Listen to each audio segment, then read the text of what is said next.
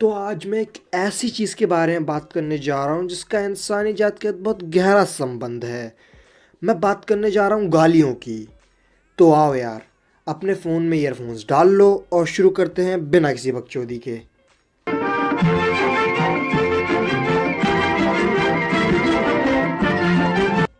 देखो यार, तुम्हारे माँ बाप ने तुम्हें बचपन में ये बात ज़रूर बताई होगी कि गाली नहीं देते, डोंट अब्यूज़।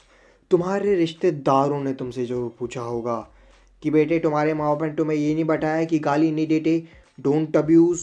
तुम्हारी स्कूल वाली टीचर ने तुमसे ज़रूर पूछा होगा कि बेटे तुम्हारे माँ बाप ने तुम्हें ये नहीं बताया कि गाली नहीं देते, डोंट अब्यूज़।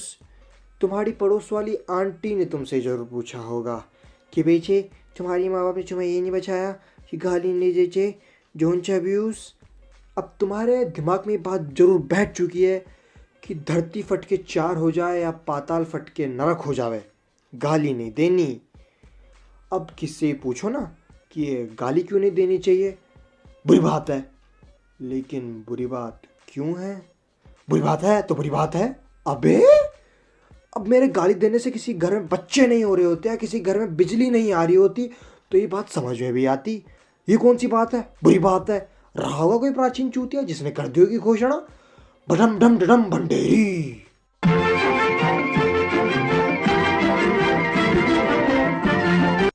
देखो यार, ये बात सुनने में बड़ी अजीब लगेगी लेकिन सेक्स एजुकेशन की तरह गाली का ज्ञान होना भी बहुत ज़रूरी है। देखो यार, ऐसा समझो एक 7 साल का बच्चा है जिसको दुनियादारी के बारे में कुछ नहीं पता और वो एकदम पापा से पूछता है, पापा पापा अजय ने मुझे चूतिया बोला, क्या होता है चूतिया? बेटा अजय मजाक कर रहा था, तुम्हें इन चीज़ों के बारे में जानने की कोई ज़रूरत नहीं।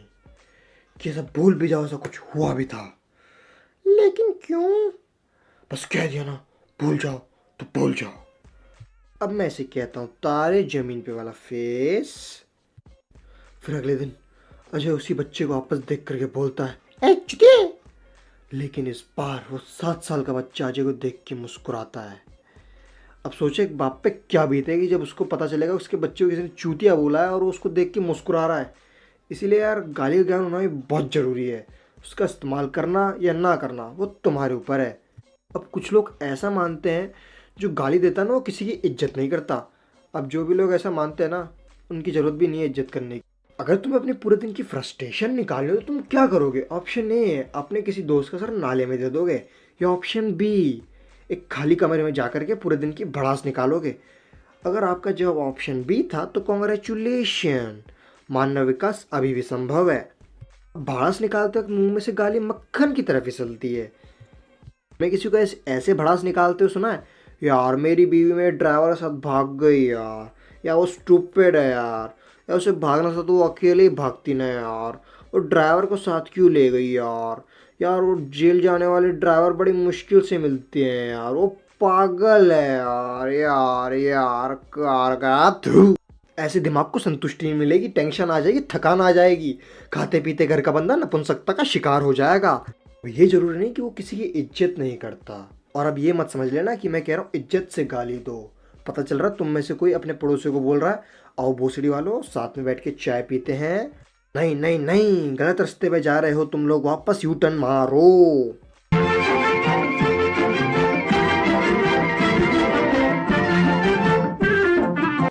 अब जब कोई हिंदी में गाली देते ना तो सब ऐसे ए ची गरीब वल्गर, और जब कोई इंग्लिश में गाली देते तो वो तो चलता है, वो तो अमीर है, उसने तो इन चीज़ों के लिए पढ़ाई की है, लिखाई की है।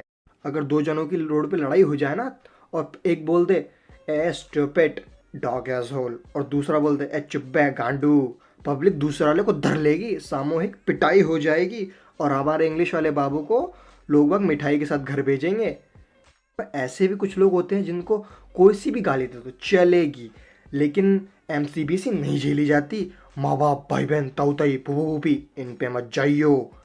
नहीं नहीं, है तो भारत के ही वासी, इसमें भी कर दिया बंटवारा। ये वाली गालियाँ चलेंगी, ये वाली गालियाँ नहीं चलेंगी, दूर रखो इन्हें, अछूत हैं ये।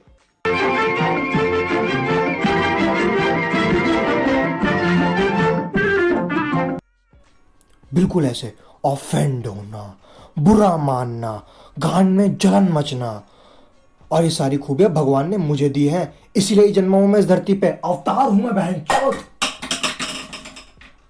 उस बात से फर्क नहीं पड़ता कि तुम उन्हें गाली दे रहे हो या किसी और को। जैसे ही वो जादू शब्द उनके कानों में पड़ते हैं, उनके दिमाग के गधे भगना शुरू हो जाते हैं। तो आओ यार, मैं तुम्हें एक रोमांटिक कहानी सुनाता हूँ। एक लड़का और एक लड़की आराम से एक पार्क में बैठे हुए थे। तभी एक बदमाश लड़का यानी कि नॉटी बॉय तभी आता है और लड़की को छेड़ने की कोशिश करता है। और उस लड़का उस लड़के को भगाने के लिए कहता, "ए, भाग भाग दूसरे भाग।"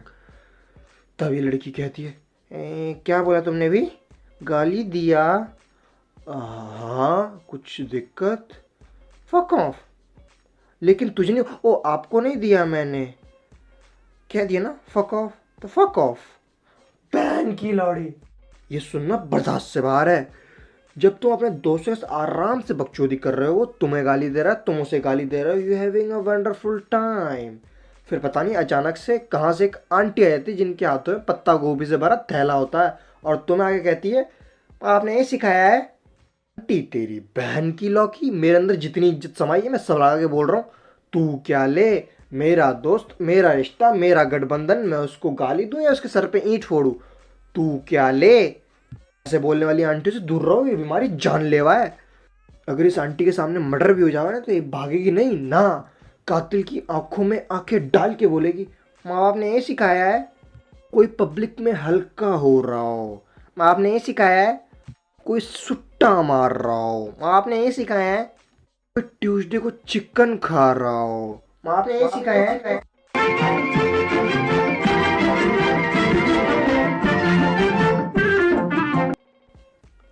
तो यार गालियों के साथ मजे करना सीखो।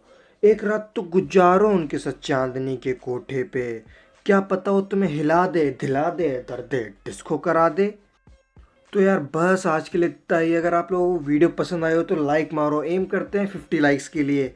और आप मुझे पहली बार बकचोदी करते हुए सुन रहे हो तो सब्सक्राइब मारो। उस लाल वाले बटन पर अपने दोस्त का सर दे दो या उसके साथ चांदनी के कोठे पे जाओ, मुझे नहीं पता, बस क्लिक हो जाना चाहिए। अब मुझे भी जाना है, मुझे बच्चों को गालियाँ सिखानी है। बाय। भावेश, 2 बजे वाले बच्चों को 3 बजे वाले बच्चों के साथ शिफ्ट कर दे। जो व्यक्ति कमेंट्स में लाइक की भीख मांग रहा है, देखिए इसमें आपका ही नुकसान है, आपकी ही इज्जत कम हो रही है। कृपया करके ऐसे अश्लील काम ना करें।